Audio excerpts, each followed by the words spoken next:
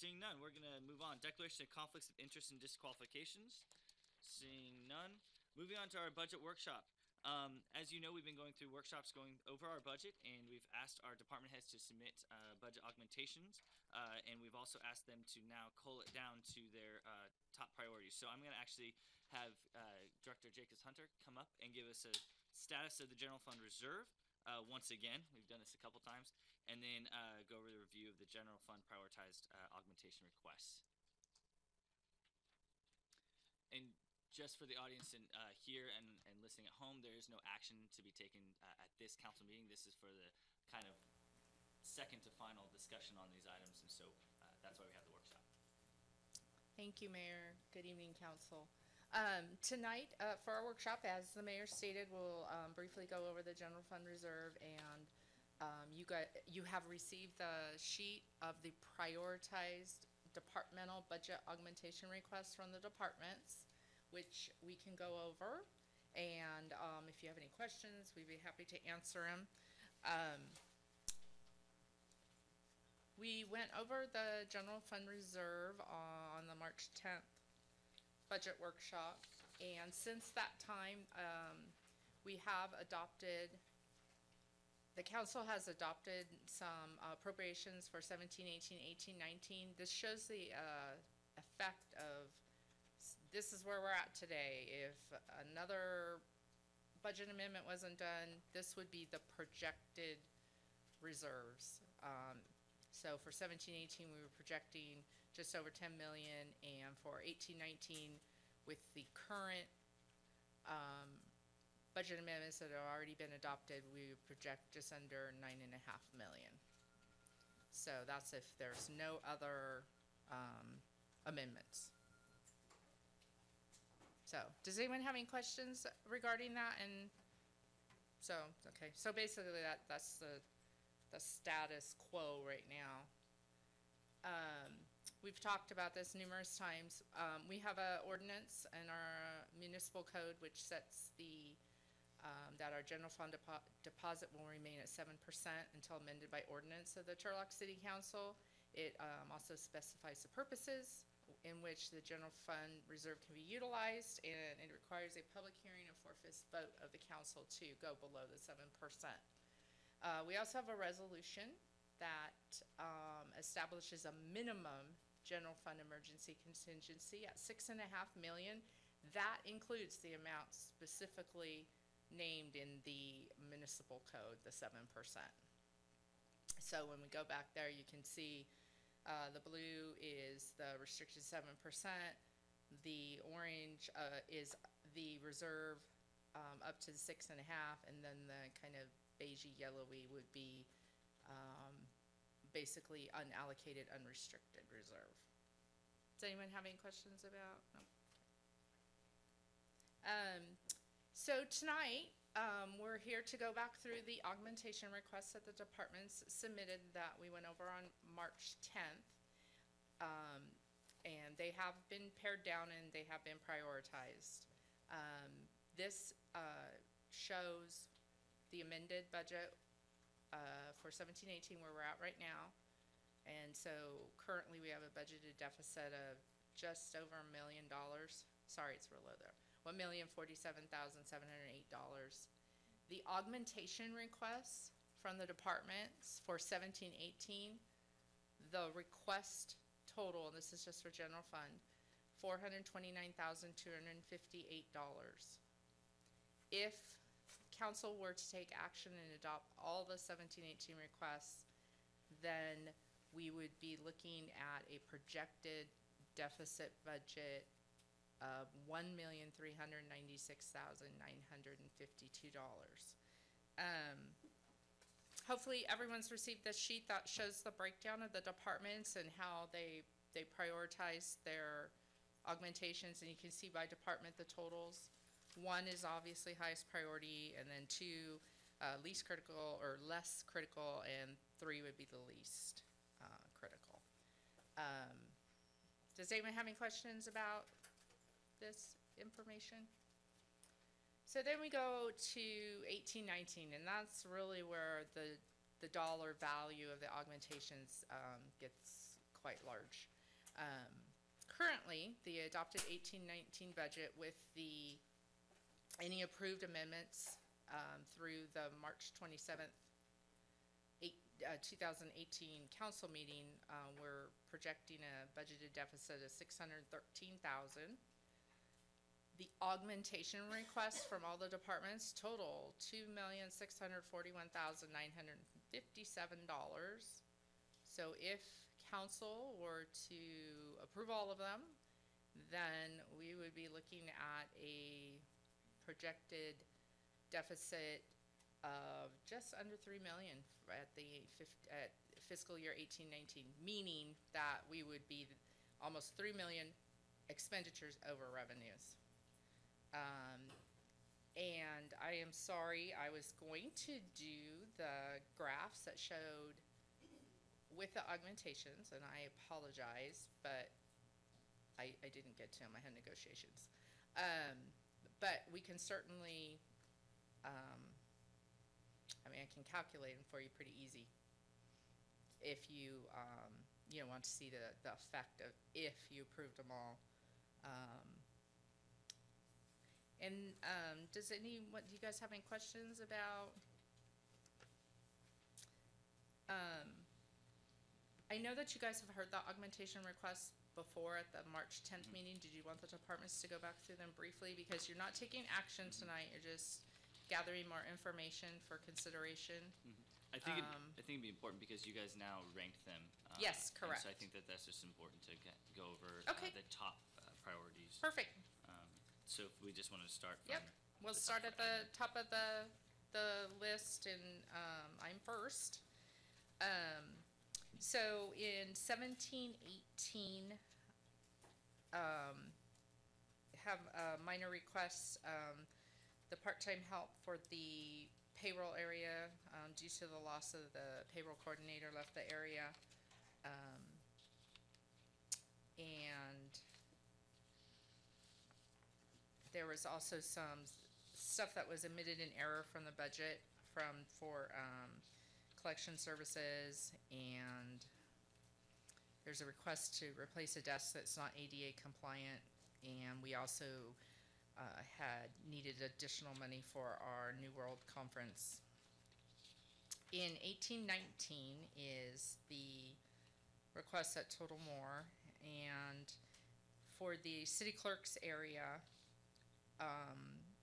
there is a request. We have a request to add a new secretary, deputy city clerk to assist the city clerk. She has no daily assistant, so this would give her a backup, someone to train and to assist the city clerk's office.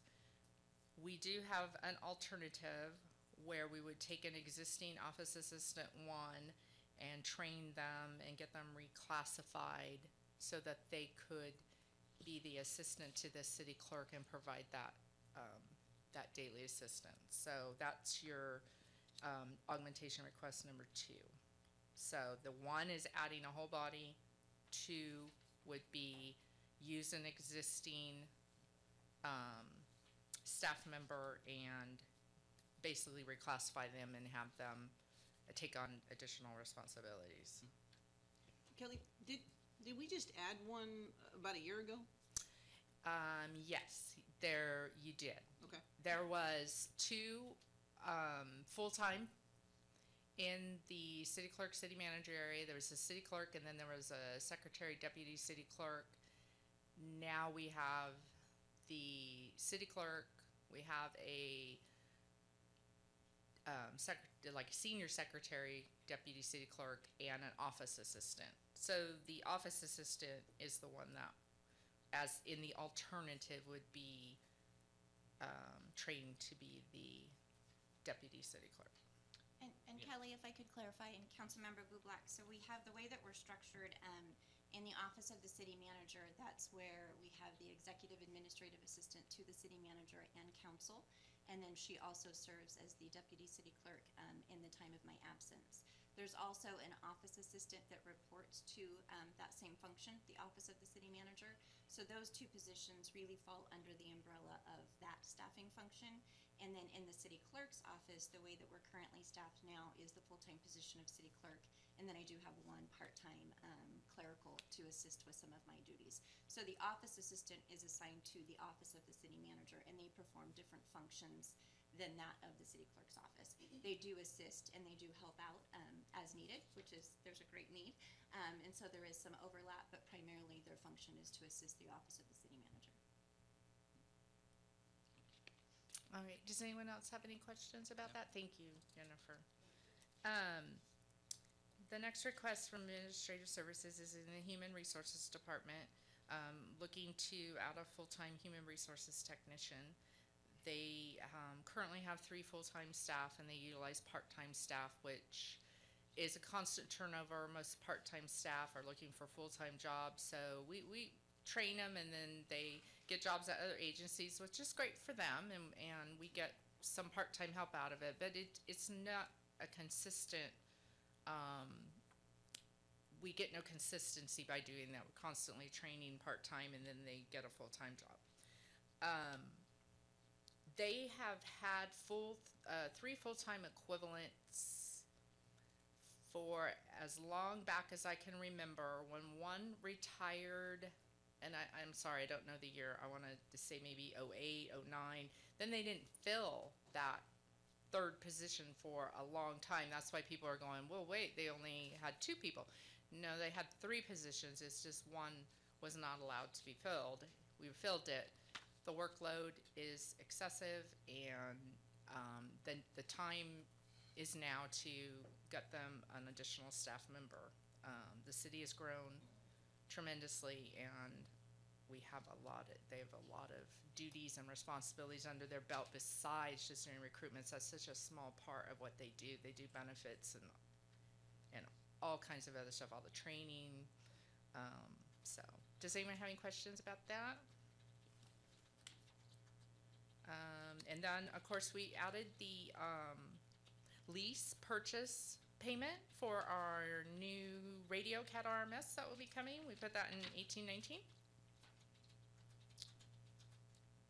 And that's it for administrative service. If you have any questions, we went ahead and put the lease payment in the general government area. That way, we didn't just put it in police, or we just stuck in fire. This way it's, and there are other departments that will be utilizing it, so.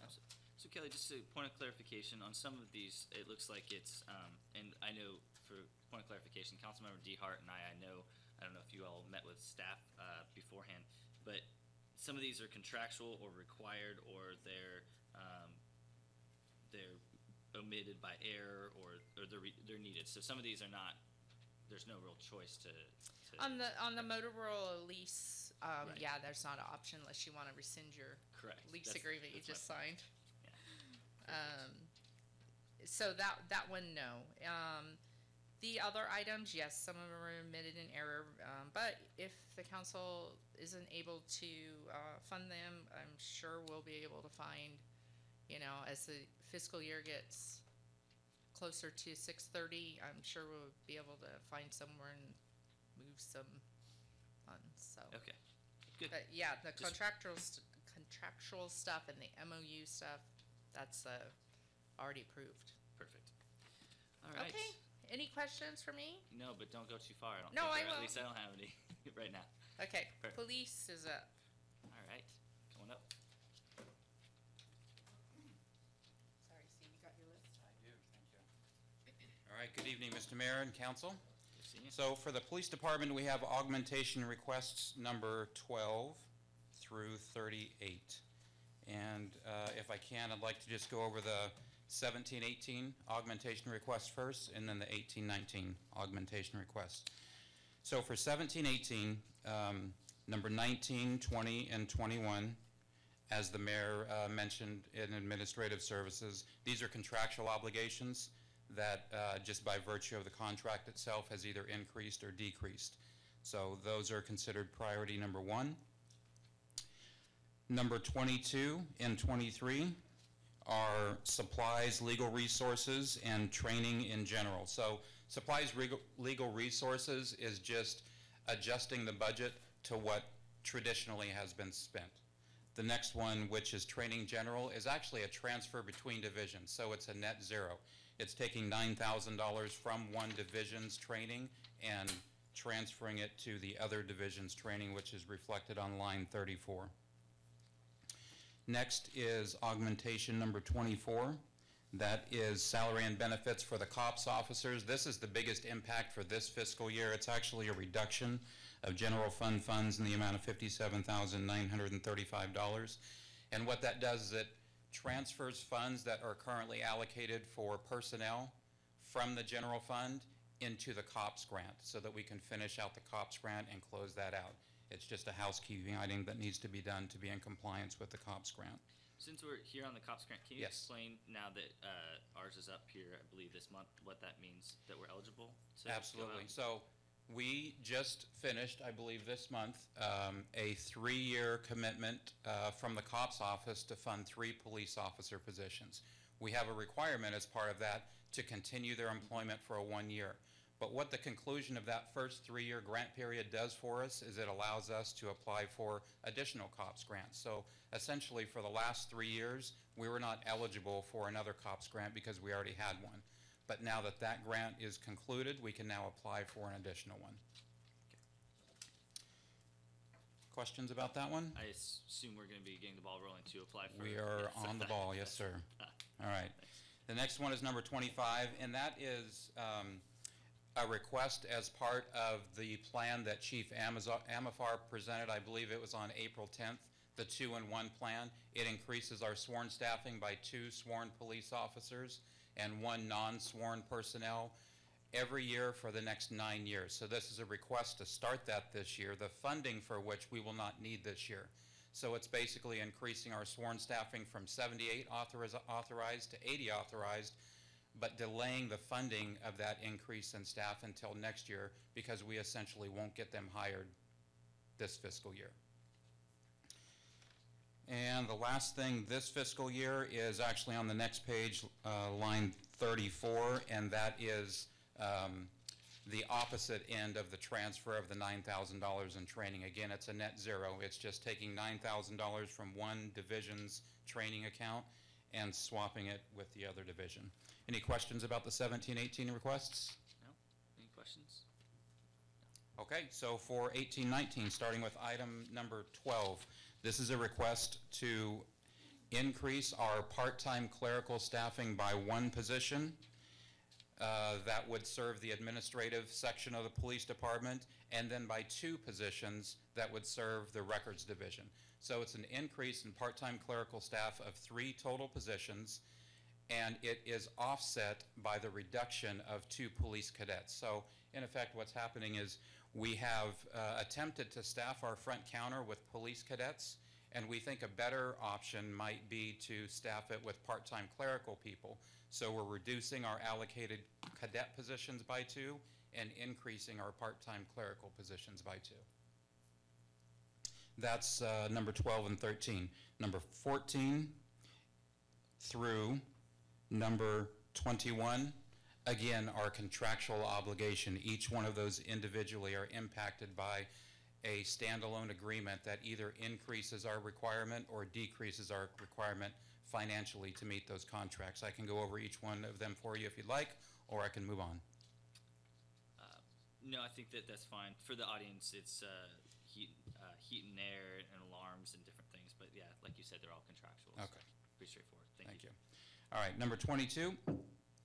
Number 22 is the cost of copware and legal resource materials have increased, and like what was in the 17-18, this is just an augmentation request that puts us in line with actual spending each year. So instead of going over budget each year, let's budget appropriately and put the money in there that we spend every year. Number 23 is funding between field operations and special operations. It's the same thing as last year. It's just that transfer of $9,000 for training happening again in the following year. Number 25 is the 2 additional police officers for this year, the impacts fiscally of that next year.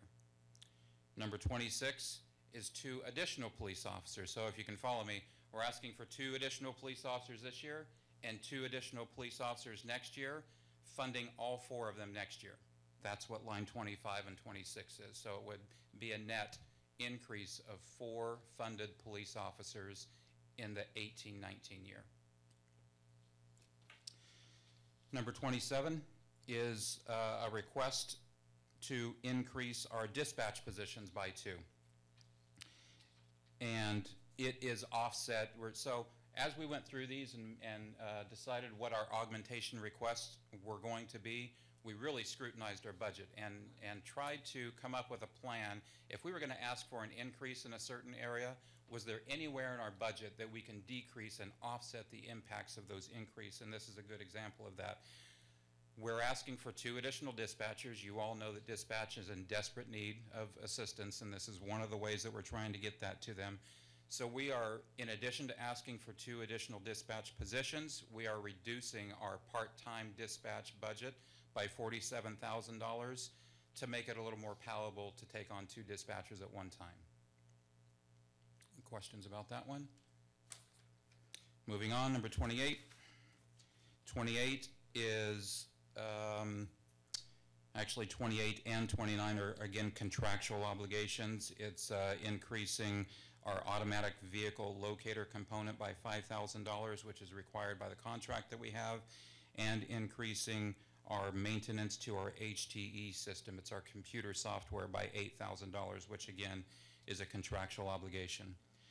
Number 30, so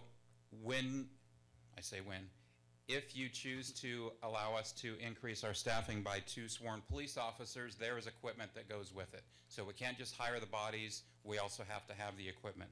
So line 30 is the equipment that it would take to hire a total of 4 police officers next year in the amount of $46,000 for the equipment. That's the gun, the belt, the vest, all the stuff that it takes to put a police officer out on the street. Number 31 is actually 31, 32, and 33. 31 is gas and oil. 32 is small equipment maintenance parts. And 33 is also gas and oil. Like the training, this is just moving money within programs of the police department to track actual spending. It's a net zero. There's no increase or decrease. It's just moving money so that we can keep appropriate track of those funds. Number 34 is the reduction of $9,000 in training that I already talked about, which is offset somewhere else. I have 4 more. Number 35, this is part of our 2-in-1 plan. So the 2 police officers and the 1 sworn in the first year is 2 police officers and a dispatcher. The 2 police officers and 1 non-sworn next year is 2 police officers and a full-time animal services kennel attendant. We're currently served at our animal services facility by part-time kennel attendants, and we think we can do a much better job by hiring a single permanent full-time animal kennel attendant. Number 36. Number 36 is supply. So up to this point, all of the things that I've described is a priority 1 for the police department. These next 3 items are priority 2s. And they include $3,000 for supplies and maintenance, $1,000 for employee recognition. We think it's tremendously important to recognize our employees, and we've increased our effort to do that, and with that comes a cost. We're asking for an additional $1,000 to make our employees recognized for those things. And then the last thing is 1 more additional $1,000 for patrol vehicle decals. When we transitioned from the sedan police vehicles that we had to the SUVs that we now currently have, they're a little bit wider, their doors open differently, so the doors get all dinged up. This is an additional $1,000 that would allow us to maintain those vehicles better, so you don't see police cars driving down the road with door dings all over it. Any questions? Any questions or comments? All right, thank you. Thank you so much.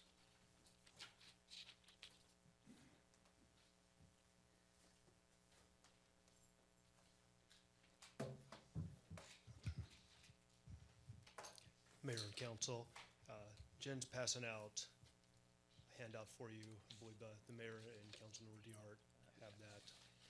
Being a visual person, Our items are 39 through 48 on your docket, and if you just turn to your handout, we kind of highlighted them for you, our priorities 1, 2, and 3, red, orange, and green. We pared everything down to the have-to-haves, well, they're all have-to-haves, but they're tiered 1, 2, and 3 for you. Our tier 1 expenses, and I can go through them line by line if you want, but they're specifically, one's contractual, has to do, much like PD's, with our physical shots and psychological. One has to do with our facility maintenance. We touched on the roofs at the last meeting, but there's still a plethora of needs, and we have no money in that line currently to address them. And the other tier 1s are specifically have to do with training supplies, our training general line, and our academy. So specifically, those are our tier 1 requests. They total 91,000 in 17-18 and 133,000 in next year. So we've really pared it down from what we originally had asked for to what we really believe is the necessity. The tier 2 and tier 3 items are, tier 2 specifically deals with our 240 and 506, the equipment replacement plans. These are things that are going to become critical as it comes along, because we are going to have the need to replace equipment. However, in what we were asked to do, these are the things that can wait a year or two, and we can hold off for a couple of years based on what's in there, but it's gonna, the longer we hold off, the more compressed the time comes, the bigger the need it's gonna be when we have to purchase new engines, and the higher the dollar amount. And lastly, the tier 3 have to do with the truck, phase 1 of the truck staffing plan and the deputy fire marshal position. And also, with that number 48, there is a green sheet in front of you for the deputy fire marshal position. If it's not something that is feel that can be funded right now, the other option would be to continue with funding the apprentice position that Councilmember Bublak worked with us with last time to get Captain Bickle in there 2 days a week to assist the fire marshal with his duties, and there'll be a report coming at the 6 o'clock meeting on the benefits that has seen so far. I know you've seen plenty of times my request, so I'd be happy to go more in depth with them if you'd like, or answer any questions you may have. Any questions, Chief Carlson? No. Yeah. Thank you so much.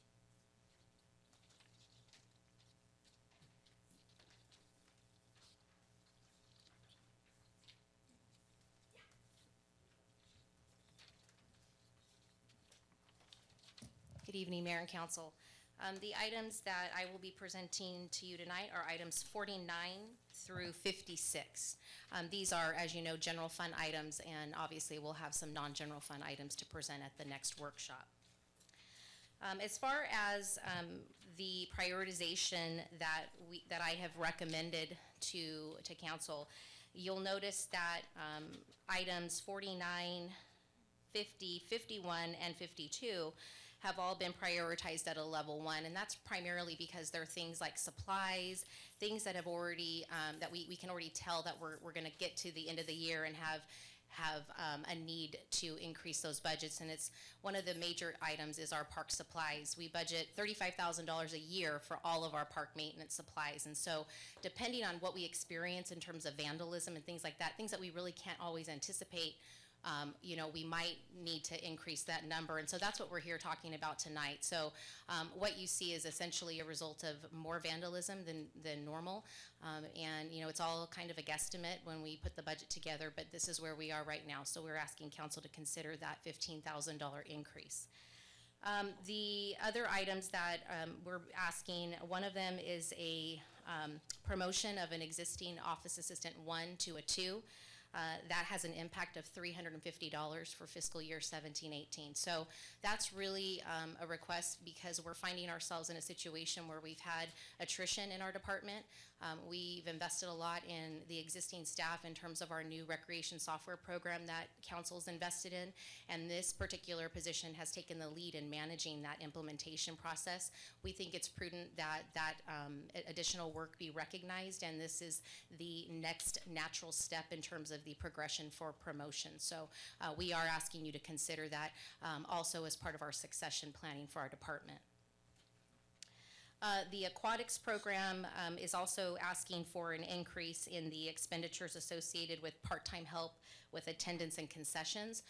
This is something that is relative to the revenue that we receive for the program. And so while we're asking for an additional expenditure of $2,700 to manage those costs, what we've recognized is that revenue that we receive from that activity will offset those costs.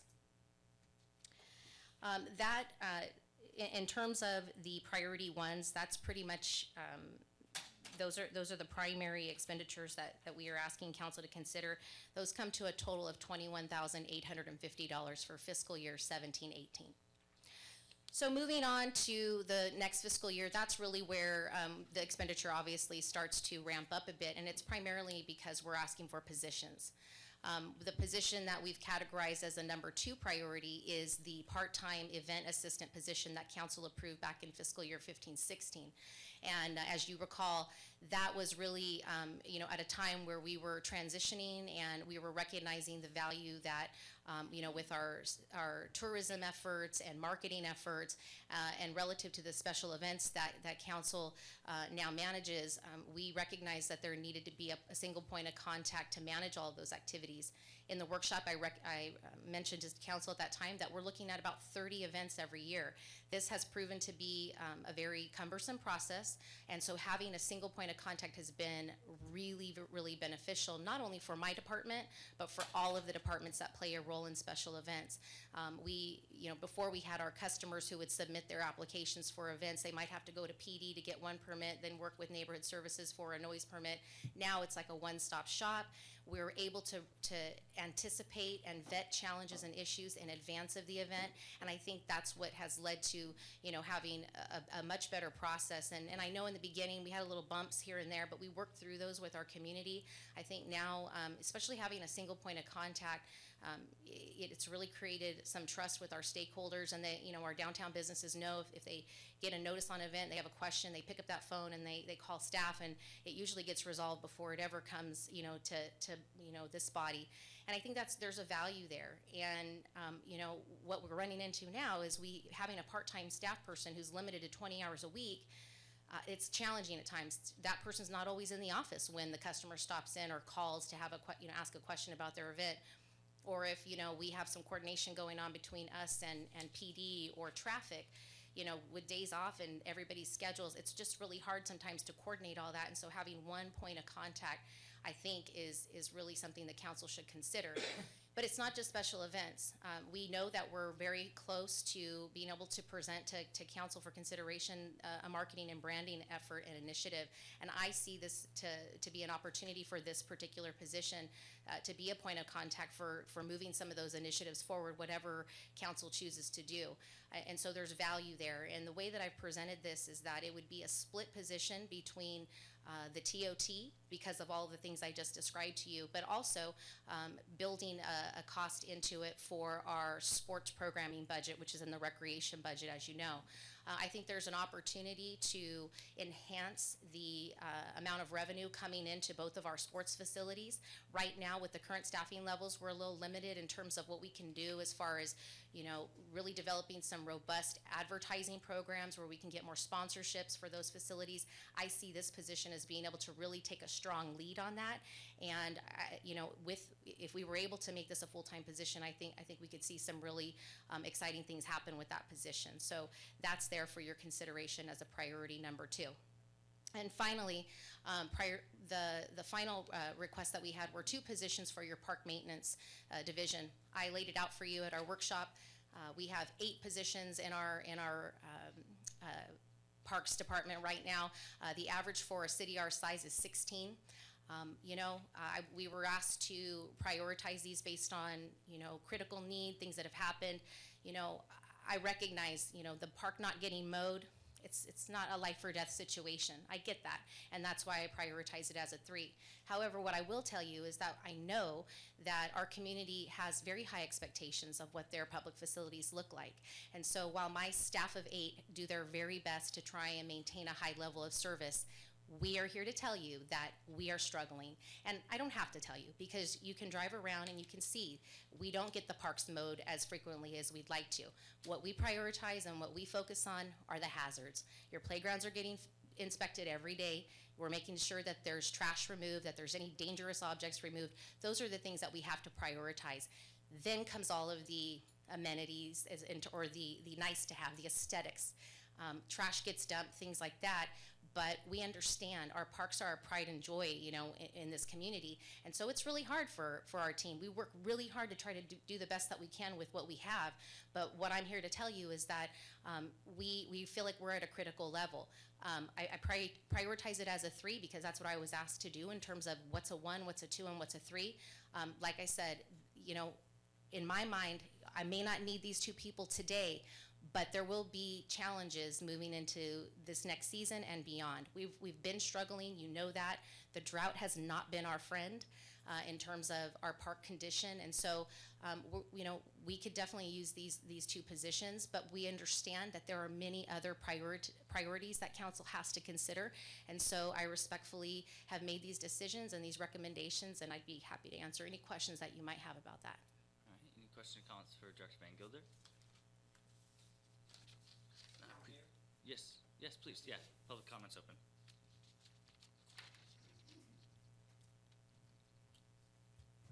Yes, good evening, Mayor, City Council. I'd like to ask about road repair. I'm pretty sure it's top 3 priorities of everyone in Turlock and all the comments online, and I have not heard a request for additional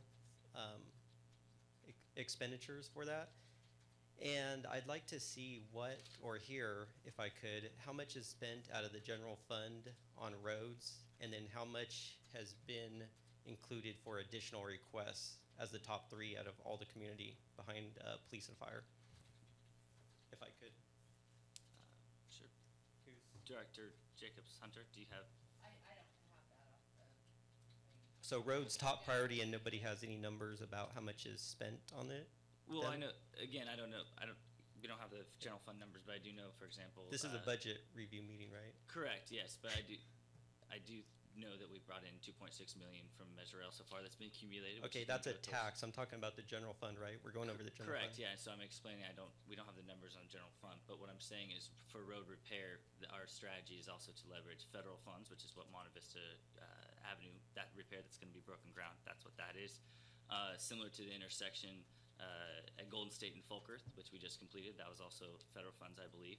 And then also for SB1, for the funds that are coming in, that's where Folkerth, that interchange there, that's where those funds will come from. So they're coming from outside the general fund. I believe Allison does have a pothole strike team that we do use for small minor repairs, but again, we can get those numbers for you a little bit later.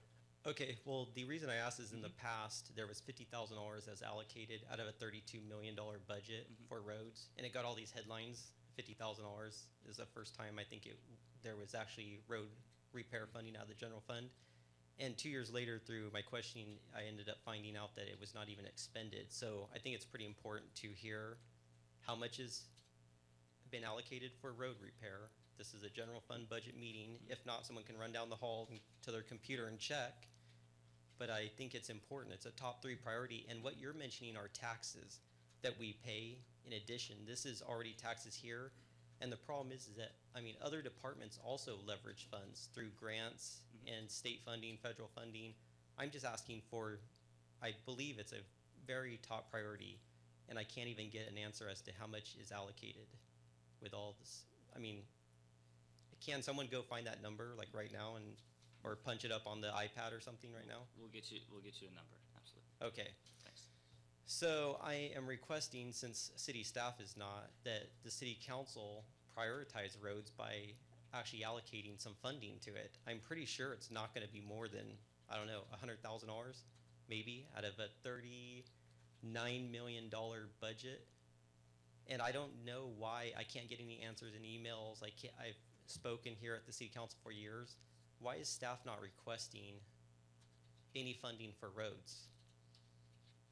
Could we get an answer to that? Is that like been deemed not a priority? Has it been pre-decided to have staff not bring up roads by any one of you? Have you told staff to not ask for road funding?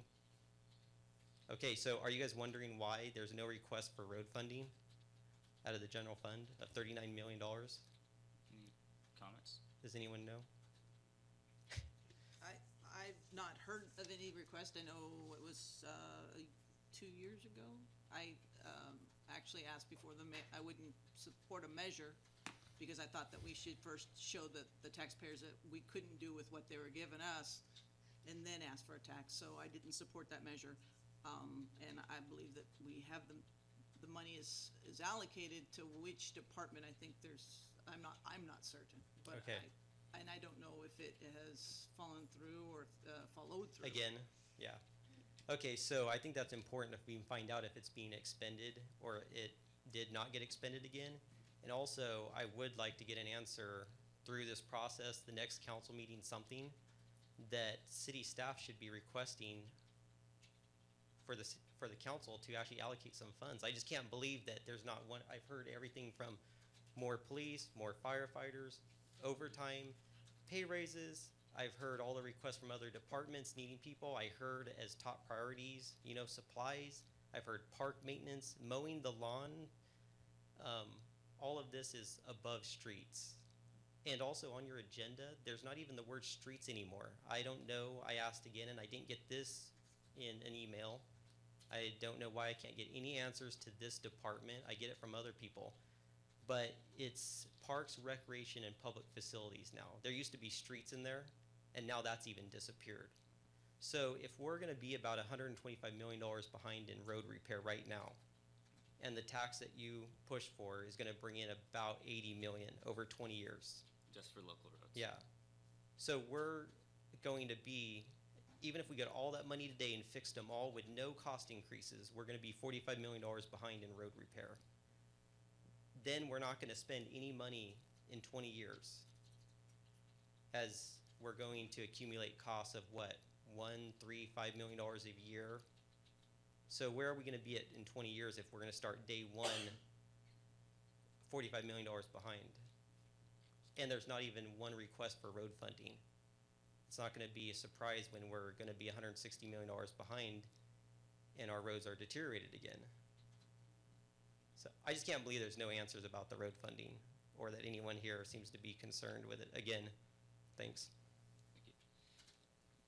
I think as a lot of you guys have seen, there's a lot of requests for our general fund dollars, and so a lot of that, the bulk of it is public safety, and a lot of it comes from for other departments.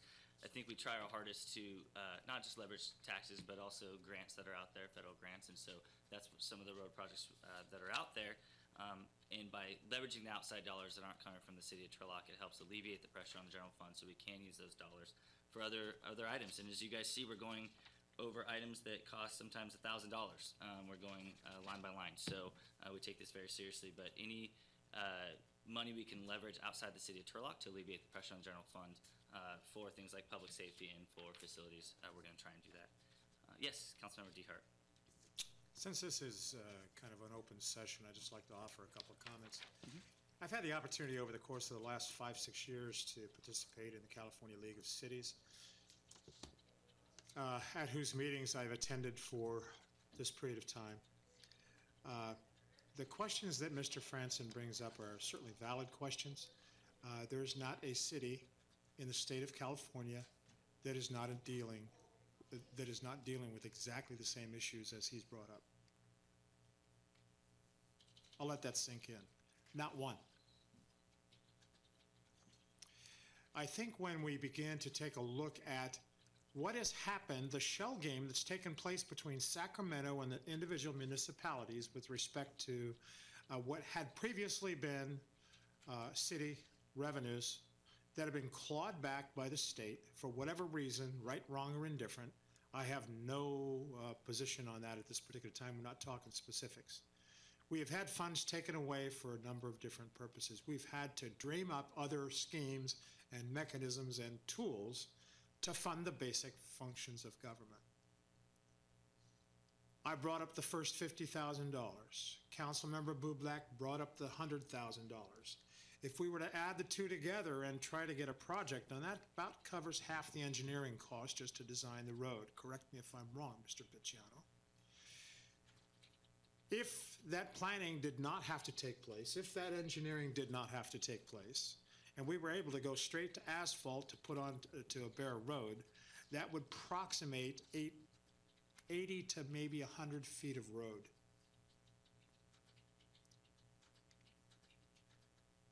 Hello? 80 to 100 feet of road. So what we can do, meager though it is, though we've made attempts, 80 to 100 feet of road, if we don't do any of the engineering in the background behind it. Something just doesn't make sense here. So those numbers that we are attempting to crunch here this evening, we've attempted to crunch in numerous sessions.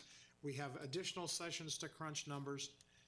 We've now passed taxes. We've agreed among ourselves to levy ourselves to pay for roads. We have those opportunities that will be coming, however insufficient they may be, not meeting the total number that we owe. But I got to tell you, we're not alone. That doesn't make me feel any better. Frankly, it doesn't make me feel very good at all. But I think we're a far cry better having the tax measures that we've had, the meager dole from Sacramento that we have received, but now the matching opportunities that come from being a self-help county, self-help city. And believe me, there is nothing we'd like more than to fix everything, all of the salaries, all of the expenses, all of the roads, all of the everything tomorrow. Ain't gonna happen. That's why God puts 24 hours in every day, so everything doesn't happen at once. But we do have to keep in mind that it's not for lack of effort, it's not for lack of trying, it's not for lack of awareness. And this is not a rebuke, Mr. Franson, this is in agreement with what you've had to say. But just to amplify the discussion and to provide some sort of response that I hope has had some sort of meaningful reception. Director Van Gogh, did you have any more items? No, those are my comments for tonight. But if Okay. there's any concerns or questions about any of my recommendations, or if council would like to meet with me to talk about, any other ideas, I'm always open for that. So please reach out. Perfect, thank you so much. Mr. Tosta, yeah, and then we'll go to Development Services. Okay. It's a free-flowing public comment period, sorry. Jason Tosta, Assistant of Turlock. I just had a question, maybe Allison can answer it. Where our assessment district funds lie, I hear that there's millions of dollars in accounts, and I know that some of those are allocated for services such as you described. And I would hope if those monies do exist, that they would be allocated to help your department. Because I know I live in one of those assessment districts, and I see at times the parks in my neighborhood faltering. And that would be a two-part question, is there funds available? And if so, why are they faltering in a neighborhood where there's all this surplus money in an assessment district?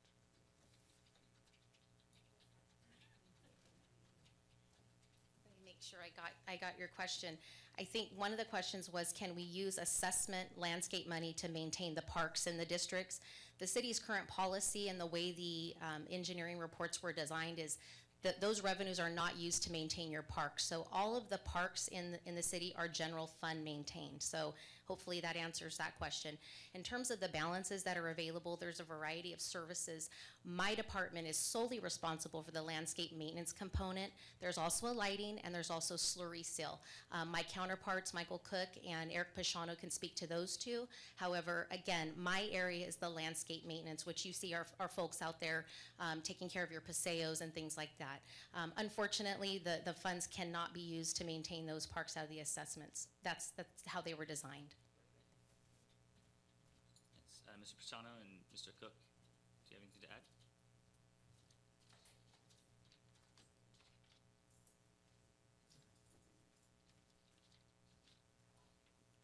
In addition, the landscape lighting and maintenance districts, what Allison takes care of is the engineering department also does the slurry seals. All your relatively new subdivisions, we slurry seal those roads every 7 years. That's actually heavy maintenance for a road. What that allows is the road to not decay over time. It actually improves the life of the road. So that is a portion of what you're paying. And so when we do the slurry seals once a year, people tend to call and say, why are you doing their road, not my road, or that kind of a basic question.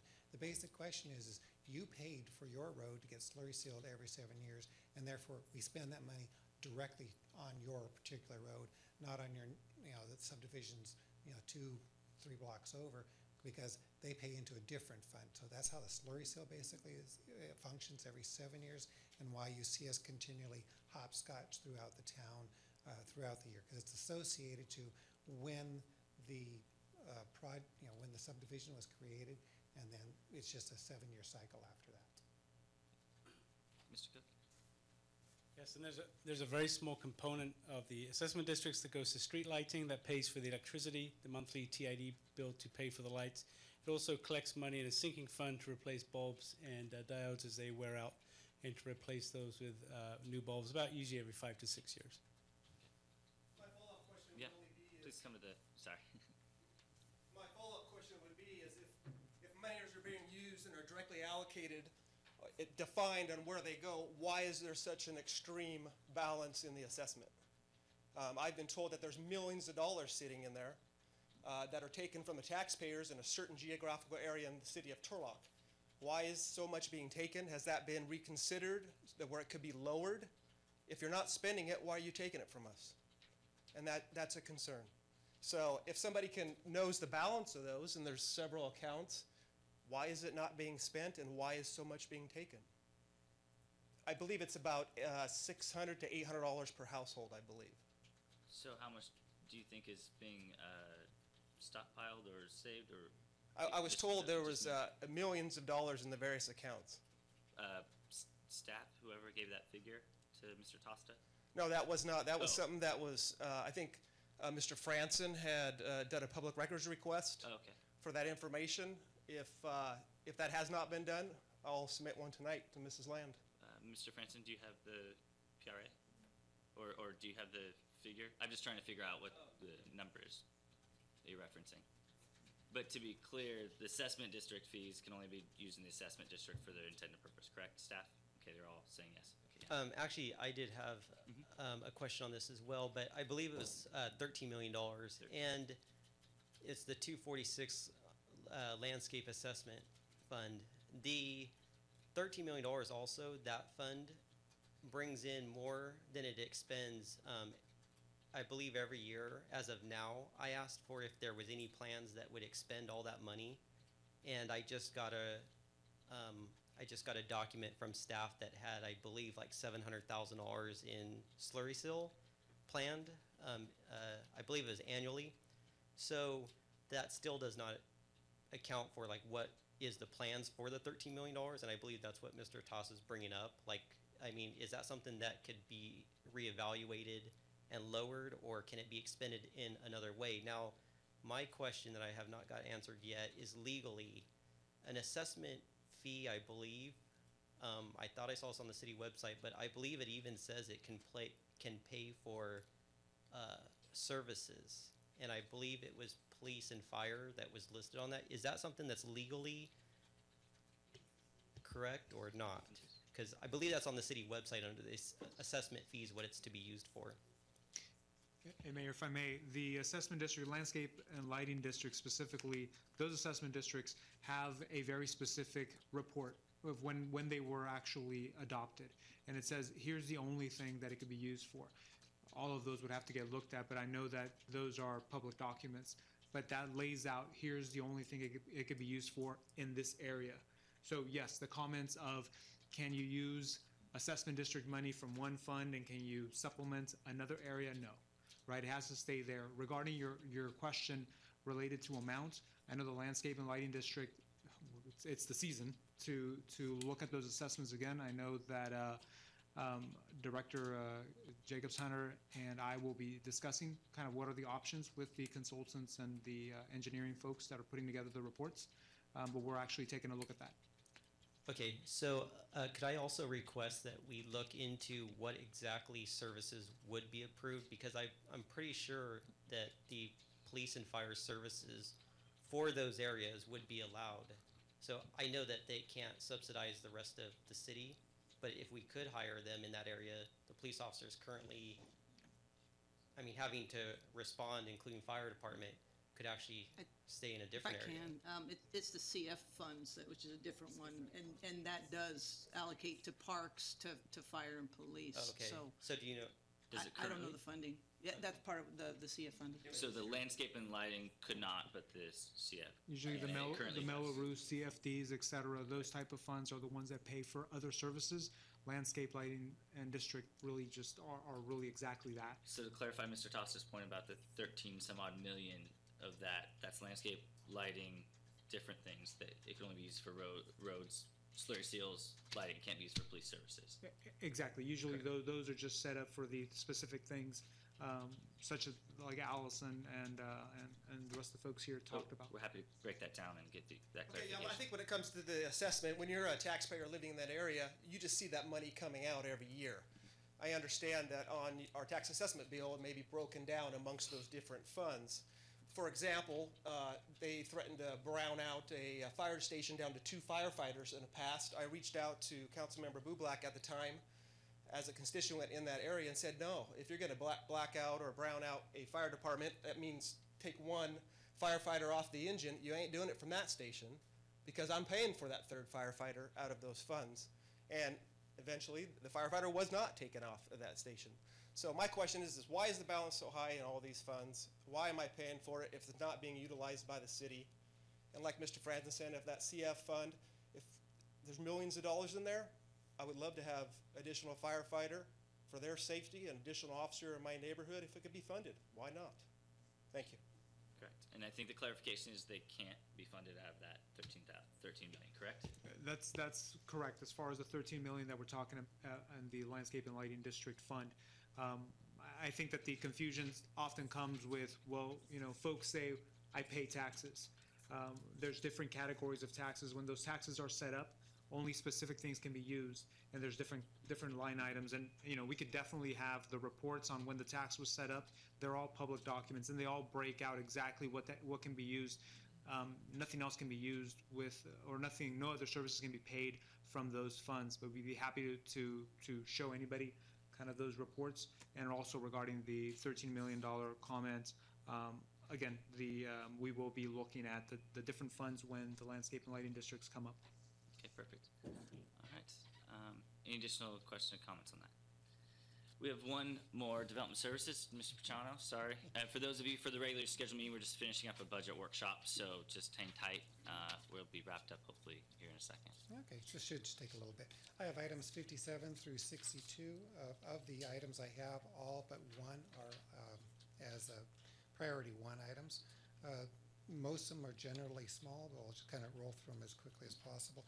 The development services in this particular case is the planning department, is actually what we're discussing. So the first item is printer maintenance, additional $1,500 for printer maintenance. But basically what we have going is the development process is percolating along nicely. So we're starting to see some work there. And because of that, the idea of the planning commission is getting more use. The whole development process is moving along, so therefore a little bit of additional work is needed with the copy machine, so therefore the costs are gone up. The second item, which actually is the most expensive item in my request, is $30,000. And the intent there of this $30,000 is for utilizing the salary savings of the deputy director that retired back in December as our planning manager, Debbie Whitmore. And the idea here is we haven't replaced her. However, we do have needs. We have some special studies that we're looking at doing. Our parks master plans has a need for studies. So the idea is to utilize that funds of the salary savings for these studies that we could possibly have taken care of in-house. We don't have the staff to do that, so therefore we would like to go out to contract ultimately with the RFP process and obtain the assistance of a consultant. That's the idea with that particular one. The next one, supplies and maintenance, is just again very basic. Like I stated, the development services, development has picked up. Item 60 is testing and recruitment. Then again, this goes back to the same thing I stated before. We do need ultimately to replace our planning manager, and with that planning manager, we had intended to budget this year for that replacement. However, that has not occurred at this point in time. So we're planning on just plan on hiring a planning manager again, possibly next fiscal year. The item 61 actually is a new item altogether. This is planning commission training. This is training for the planning commissioners. We have our commissioners all, I believe, have at least or at the most 2 years of experience. So relatively, for a team that functions as they do, training is really important. And some of these planning commissioners have asked for training. However, there is no actual training budget set aside for the planning commissioners. So by creating this line number separate from staff training, it's something that's easily manageable and easily tracked. So the idea here is this is where we're trying to set up training for these particular individuals who will ultimately, become the eyes and ears of the community. So we certainly want to have training for these individuals. If possible, if we're going to do that, presumably that's probably happening for Stanislaus County and all the outerlining municipalities. Why don't we make money by hosting it, and then it pays for itself? And so we can do the training for all planning commissioners in the area, and then that way we don't have to pay $1. We're making it up. I think that'd be an excellent idea if we could come up with an event that we could get other people to come to, because we have hosted events in other types of departments within development services, and they do function quite well. You end up with a good training experience along with that relationship of your adjacent planners in this particular case. And the very last item is the only item I have that has a priority too, and that is the supplies general again for the planning department. It's just a basic needs for supplies. At this point in time, this is what I have for the planning department. Any questions I can answer? Any questions or comments from Mr. Pachano or from the audience? I appreciate it. Thank you so much. Thank you. Absolutely. With this agenda items, I did clear it through the city attorney. We can discuss revenue options if we'd like to. I know that Councilmember Bublak, you've talked about wanting to discuss a public safety tax. I don't know if you want to do that now or any fees or any other issues. We can also do that at the next budget workshop as well. Anybody? Yes. So obviously, there are probably people here. If there's a hand, everybody put a hand up who's interested in talking about revenue to do it, or if it should happen at another time. I mean, I'll go by hand. I'm trying to be the voice of my constituents, and if we need to find some revenue options and figure this out. So I don't know if people feel like they're putting the bind here after 6 o'clock and they want to do it another time. So if just anybody who's interested in having that conversation right now, just raise your hand and we'll go from there. Okay, we have just a few? Yep. We can also, yeah, absolutely. So we can either continue tonight and do it. There's also the option, similar to when we did campaign finance reform or other topics, we go into the community and discuss them. So I think that that's something that if you want to spearhead that and have discussions, we can bring that forward. We can also discuss it at a later date. But Okay.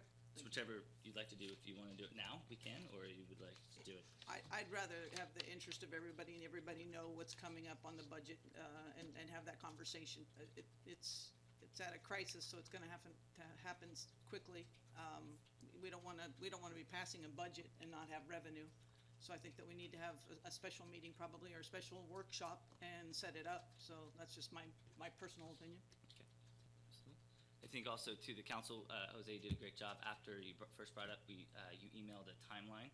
There are some requirements if something like this goes forward to get us to the County Board of Supervisors, because a lot of the options you propose do require a vote of the people. There are other options as well, doing it at a later date, or other options within the city to look at other revenue generating options. Director Jacobs-Hunter, did you have something else? Yeah, I just wanted to let Mr. Franson know I will get him the information on streets. Our gas tax funds are mainly what pays for our streets maintenance. And I don't know if council remembers, this couple years ago, we had a road project and you guys contemplated about where the match would come from. Remember the whole maintenance of effort? And if we matched it with general fund dollars, then forever we have to make that maintenance effort, and then it escalates every year. Anyway, I'll get all that information. There's a reason why. And it's, why that's not, there's the patching, 50,000, 100,000, but there's a reason why. So, and it has to do with federal funding, state funding, and those issues. So, anyway, I will get that information. So, other than that, if we could receive some direction for the April 24th regular meeting, we were going to have an item on there regarding the augmentation requests this evening. So I don't know if anybody has thought about how you would like to proceed. Council members, how would you like to proceed? And sorry, Director, or excuse me, I think I'm SRWA. Councilmember Scare, I think you had your finger on the button. I just had a couple of comments. I mean, the budget that we're looking at, it just scares the hell out of me. I come from a place where I don't like to spend money I don't have. I'm looking at $2+ million deficit if we go with all this. I see a lot of items in here that are necessary. I know we're shorthanded, every department, including Allison's. I know the importance. I went out with you guys. I know what your people are doing with a crew of 8 trying to handle all that. So I would not minimize that department any more than any other. I hate working with projected income. I know we have to do that because that's how it works. But when I look at over $2 million deficit and then projected income, which may or may not come through, all this makes me real nervous. And so I really want to work with Kelly a little bit more on some of this, and I want to look for more alternatives. We're coming real close to the end of fiscal year 17-18. I mean, June 30th, we're going to be in 18-19. And I'm not suggesting this, but if the 17-18 items, if none of them are, priority right this second, we can always, focus on the 18-19 that starts July 1st. Most of these amendments, the big dollar amount, the 2.6 million is augmentation requests for 18-19. So as far as making the decision on those, you have that budget isn't even open yet for anyone to spend. So I don't know if that helps or not. Any additional comments? Yes. Well, one of the outer lining, silver lining, if you will, is that we'll have a city manager shortly who can start reorganizing if necessary. So I think we're kind of trying to put the cart before the horse on some of this, because it will be their ideas that make the whole government roll here. I mean, we're the policymakers, but this is their job. So I think that we should kind of slow back what we're going to allocate and let them decide where the necessities truly are. And we can definitely have a revenue generating workshop or meeting sooner than later. We've already started research, but there's just some things that we have to, legally we have to look at, and and make sure that before we come with the information that we are giving you the correct information on how we would go about if council's interested in exploring those, the process that would have to take place. So, I mean, we are working on that. We worked all day, but it just didn't have anything concrete yet. Any other comments? I think, absolutely, and I appreciate that. I think one of the things that we need to keep in mind is that we have been fiscally very prudent, and we have had a streak of very conservative budget allocations. That's why we waited on this mid-year budget review. We had adopted a status quo budget. When you look at surrounding cities in Stanislaus County, and you compare our reserves to theirs, we're doing fairly well. When you look at the city of Modesto, they're at 15 million roughly, and I'm citing numbers from the mayors. And when you look at Ceres, they're at 3 million for their size of their town, and they're browning out a fire station. We're at 11 because we have been able to be very solvent with how we go about our budgeting. There are options that we need to look at, and TOT is one of them. There's a lot of other things that we've talked about that would require voter approval. I do want to caution that a special tax specifically for public safety would require require 2/3 plus one of the voters, and that is a very heavy lift. And so we need to plan that correctly. There's a short window to do that, but there are options to do it at a later date. There's other options on the table that we should explore. I'm happy to do that. But again, I can't thank the the departments enough for bringing all these items forward. We've instructed them to do this, by the way. We've said instead of not bringing these things forward, bring the whole list forward, and then we'll cull them down to what the actual needs are, what we have money for, what we can actually do. So they've done exactly that. And so yes, over $2 million is a scary figure of requests, but that's going to be pared down. And I do see things that I do agree with what you said about the city manager and having their fingerprints all over this. But I do think that there are some things within public safety, within the various departments that we need to address quickly and immediately, that we put off from last year, that we need to do as soon as possible. So with that, I'm going to ask council, so for direction you were looking at, we have our pared down version, if you could bring that forward. On the 24th? On the 24th, but council needs to do their homework and meet with staff, myself and Councilmember DeHart, you've met with them, but they don't have to, but my point is, make sure you guys cull down what you really think is the most necessary after hearing all of the directors, call them up, figure it out, and also talk to your constituencies. That's absolutely a good idea as well. And then we can come forward and bring and hopefully pass some things that we feel are necessary. Perfect. Thank you very much. All right, if there's no other public comment in this budget workshop, I'll close public comment and bring it back for adjournment. Do I have a motion to adjourn? So moved. Do I have a second? All right, we have a motion by Councilmember DeHart, second by Councilmember Scare. All those in favor say aye. Aye. We are adjourned. We will come back in about 2 minutes to start a regularly scheduled meeting.